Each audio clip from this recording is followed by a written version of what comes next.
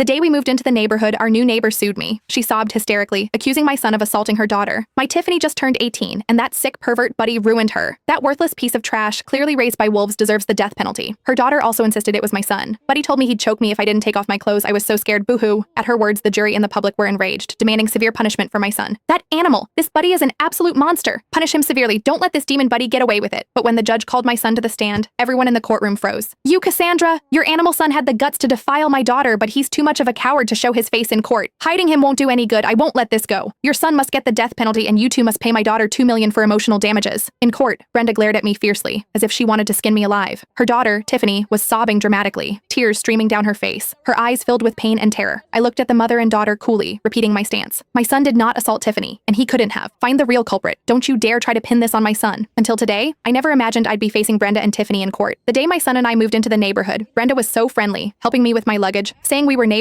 now and I should come to her if I needed anything. When she heard I had a son during our chat, her face lit up, and she introduced her daughter Tiffany, calling it fate. However, that very night, she came banging on my door with a disheveled Tiffany, accusing my son Buddy of assaulting her. I was stunned, then quickly explained that my son would never do such a thing, but Brenda wouldn't listen. She was convinced my son did it, and Tiffany cried along, claiming my son dragged her from the hallway to the rooftop and assaulted her. No matter how I tried to explain, the mother and daughter were like hungry wolves who had found their prey, relentlessly clinging to my son. They even demanded a $1 million settlement and insisted my son marry Tiffany, or they'd call the police and make sure he rotted in jail. I knew my son couldn't have assaulted Tiffany, and the $1 million compensation was absurd. I flat out refused the mother and daughter's demands. I never expected them to sue me. I firmly denied everything, and Brenda instantly blew up. Impossible? You, Cassandra, open your damn eyes and look at Tiffany's injuries. Brenda tore open Tiffany's jacket, revealing shocking, livid bruises on her body. These black and blue marks, your animal son did this to her. My Tiffany is only 18. Tiffany trembled as she looked at me, her eyes brimming with tears. Cassandra, Buddy did all this. He even threatened to choke me if I didn't take off my clothes. I was so scared. Brenda hugged Tiffany, comforting her. Both mother and daughter burst into tears right there in the courtroom, and I, the mother of the alleged aggressor, watched them with cold indifference. The crowd in the jury box pointed at me, yelling, "Shameless! Her own son did something so heinous and she's still denying it. She's clearly no good herself. The apple doesn't fall far from the tree. Poor Tiffany, so young to go through something like this. It'll haunt her forever." The criticisms rained down on me, but I didn't care, acting as if it had nothing to do with me. Tiffany cried even harder. "Cassandra, it was clearly Buddy who did this. Why won't you admit it? I'm only 18. How can I face anyone after this? How am I supposed to live? Boo-hoo?" She cried and pounded her head, her despair moving many in the room to tears. Brenda was heartbroken, pointing her finger at me. "You, Cassandra, you have a child too. How can you be so heartless? If your daughter was the victim today, would you still be this cold?" I scoffed. "My son is being slandered. What's wrong with me defending him?" I knew perfectly well that my son Buddy was absolutely incapable of doing such a preposterous thing, but in their eyes, I was just making excuses. The whispers from the jury and the public grew louder. This woman is incorrigible. To protect her son, she's lost all basic conscience. If the mother is this shameless, what kind of person do you think her son is? The courtroom instantly became a chaotic mess. The judge frowned and slammed his gavel down.